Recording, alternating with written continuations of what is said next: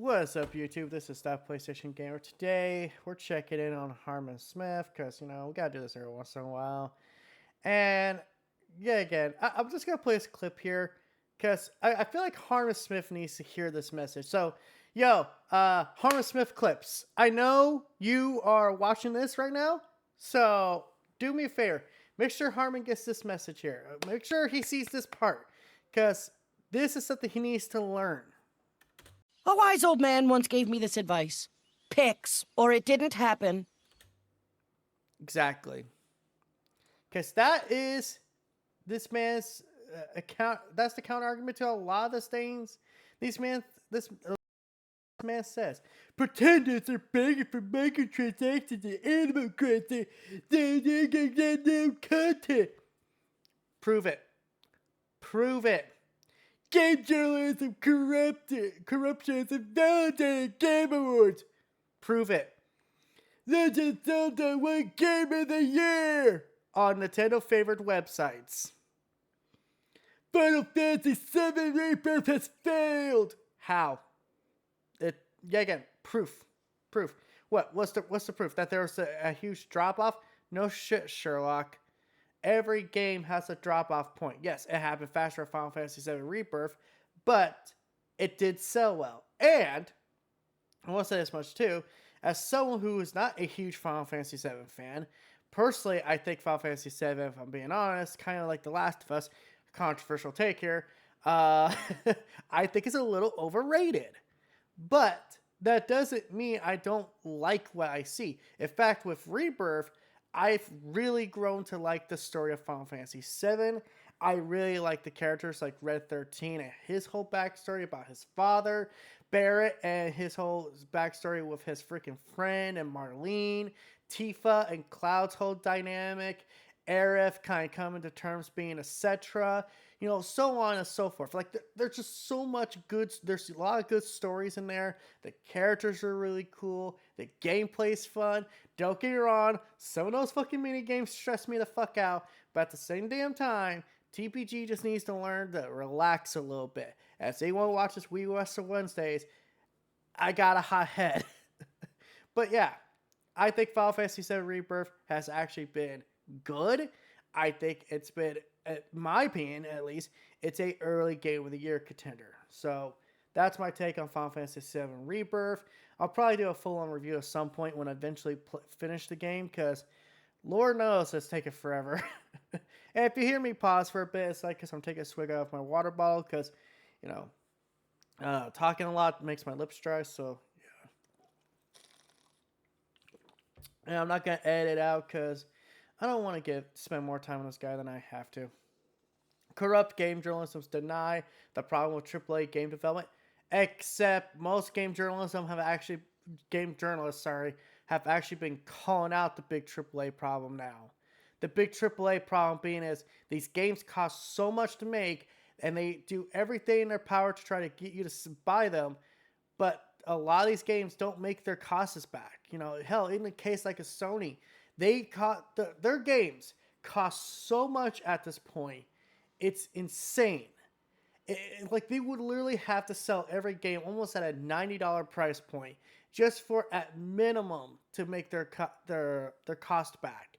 And then when you realize that people aren't buying their games as much as they used to, and there's a fucking text from my Gmail.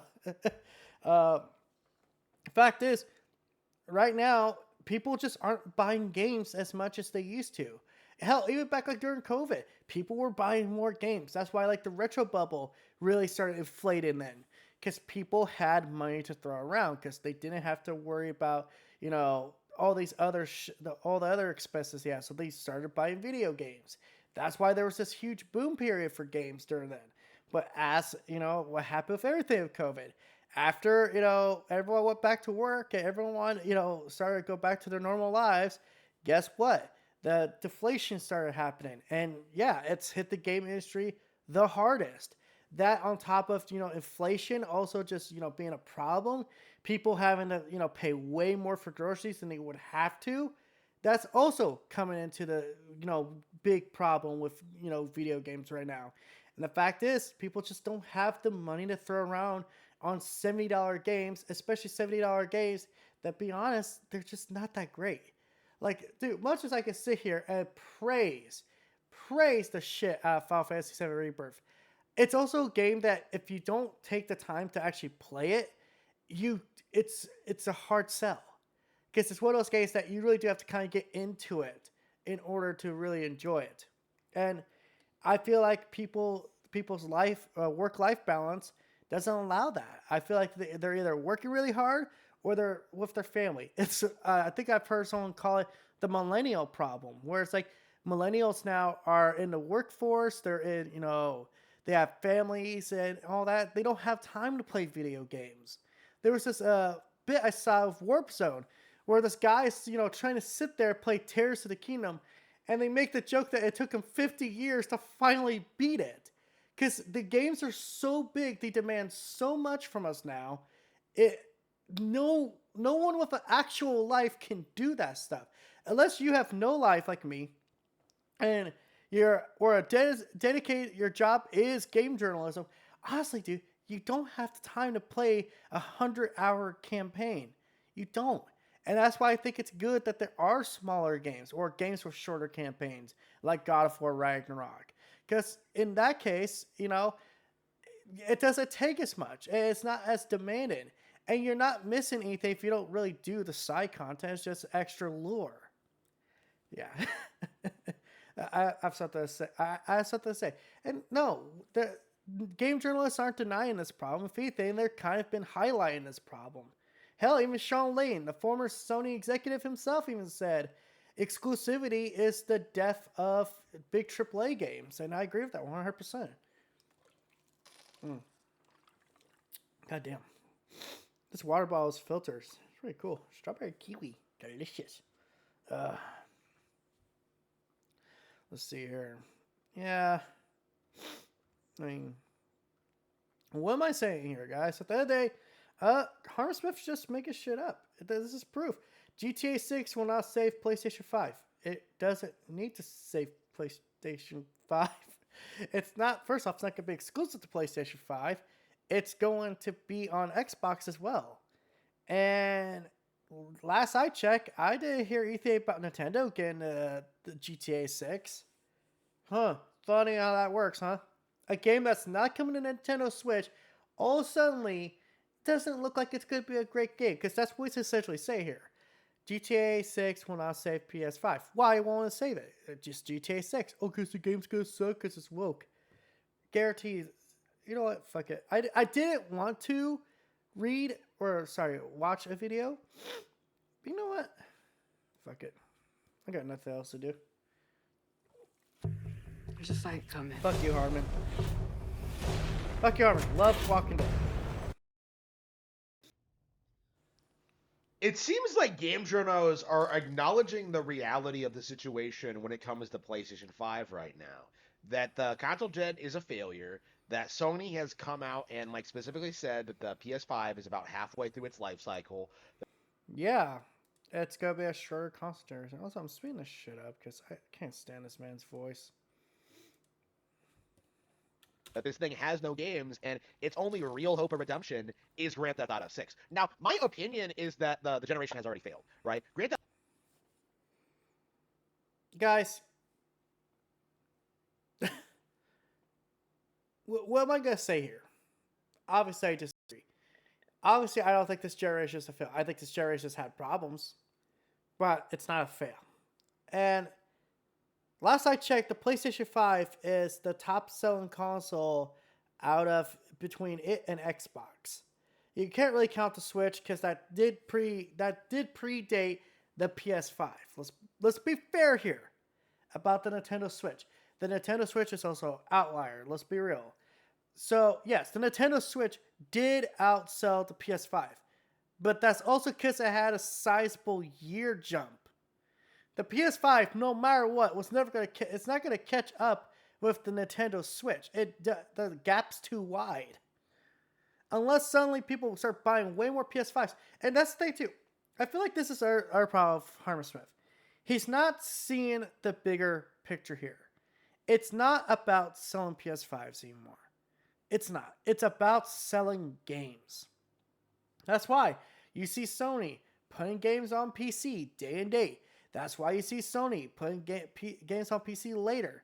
I say this right now. There is a chance you will start seeing more PlayStation games outside of MLB The Show go to frickin' Xbox. I feel like at some point we're going to see that, and it's because it's a market. It's the same thing with Microsoft.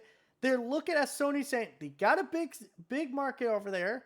They got a big fan base that we don't have anything to do with. So why not put our games there, make some extra money on top of what we already made with some of these games? I think it's a smart move because that's how you grow. You don't grow staying in the same pot all the time. A plant doesn't grow by staying in one place all the time. Plants, they branch out. Their roots grow. They spread out further. I don't know, maybe that was a terrible analogy. But my point essentially being is you can't grow by staying in the same place all the time. It's like, expecting a kid to, mature, but they never leave the house. It's like, no, the kids got to leave the house. They got to get some, that outside, outworld experience. They need to go out there and become their own individual. It's the same thing with, video games. If you want to sell more copies, you need to be available in more markets than just the market that you already are in. It's a fact. Grand Theft Auto 6 is one release, and we're past the point where people will get fired up and buy a console for like one game, right? The question for me is like whether or not like Grand Theft Auto 6 is going to be a major a major pillar of the industry going forward, or whether it's going to collapse right here, right? Is this going to be it, or is this like entire thing going to collapse the console gaming space? Because here's the I want to understand this too. Why does he want the console space to collapse? That's not a good thing, Harman. Do you really want Nintendo to go unchecked? Because if you do, holy fuck, you're beyond stupid. You know what? Honestly, I'm not gonna watch the rest of this video because I know what it is. We all know what it is. I have talked to Rice about this. I have talked to other YouTubers about this. Harman Smith is the worst kind of fucking content to react to because this is the same thing over and over. I only do this so frequently because A, I like the view count, at least goes up a little bit more. And B, I do find some entertainment out of this, but mostly because I am so baffled by how this man has said the same thing over and over and over.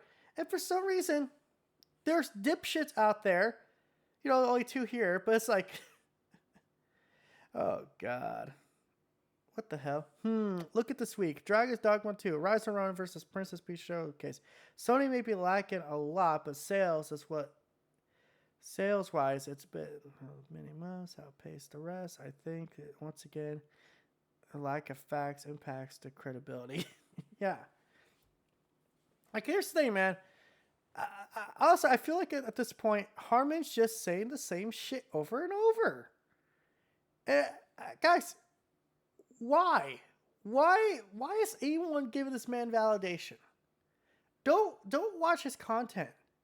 Don't, because it's boring. If you've watched one Harman Smith video, you've watched them all. So you know what? That's my say. TPG's done here. I can't waste any more time on this guy because honestly, I feel like my brain cells are committing suicide. And I'm a PlayStation fan, so I really don't have that many to begin with. So with that said, I'm signing out.